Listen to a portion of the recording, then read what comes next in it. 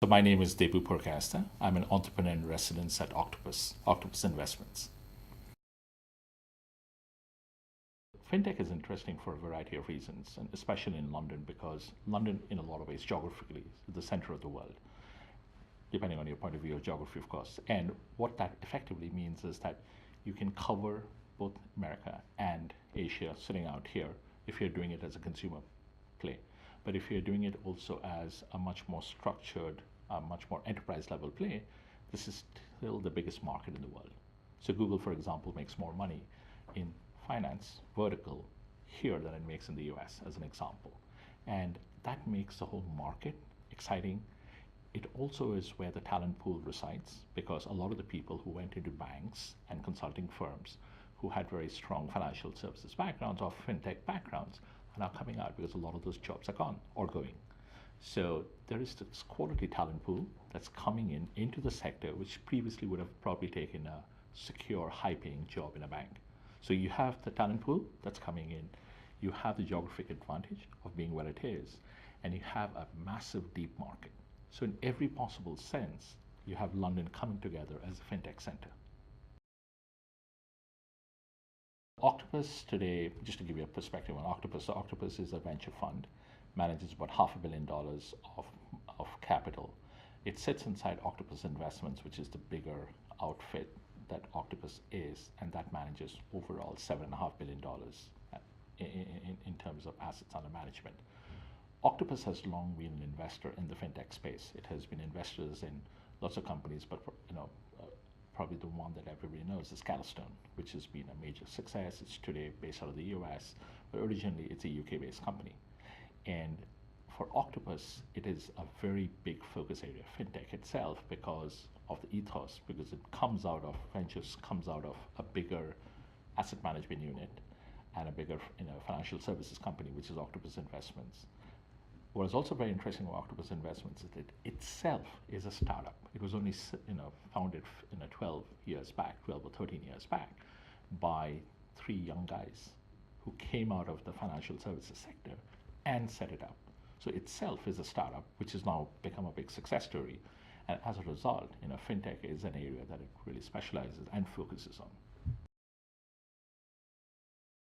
I think what's in Europe and London very specifically, what I personally think is going to happen is that there's finally going to become scale. So scale is going to start happening here. So what do I mean by that? Scale means that the market is deeper, bigger, and as a result, startups that come out here will have a big enough market to really sink their teeth into.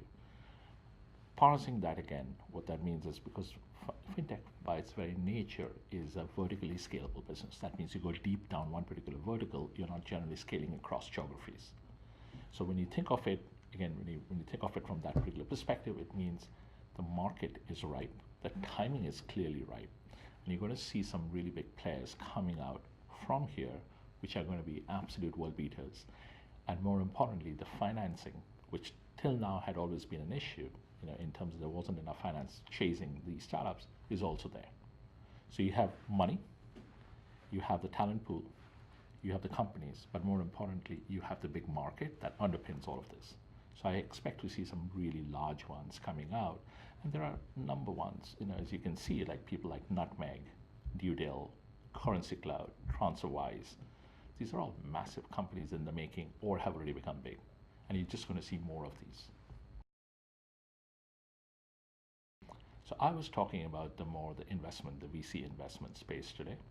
So I was on a panel of venture capitalists and private equity shops, and we were talking about what are the trends that we see in the European ecosystem and especially in the London ecosystem regarding fintech, and also going forward, what the trends likely are going to be, and then from the perspective of a startup, what is it that a startup should be thinking through when it is trying to raise financing and funding.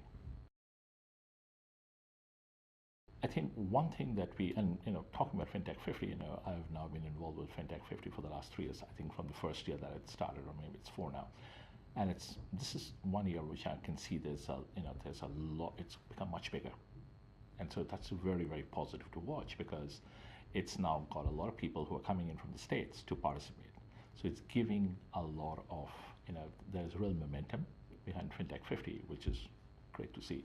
In terms of stuff that I heard today, it was a really good panel discussion, and one of the consensus issues was that London is probably where things will happen, and that's very, very good to see. So FinTech 50 has, not only been a success, it's also promoting London from the perspective of fintech investments, which is what we all want to see.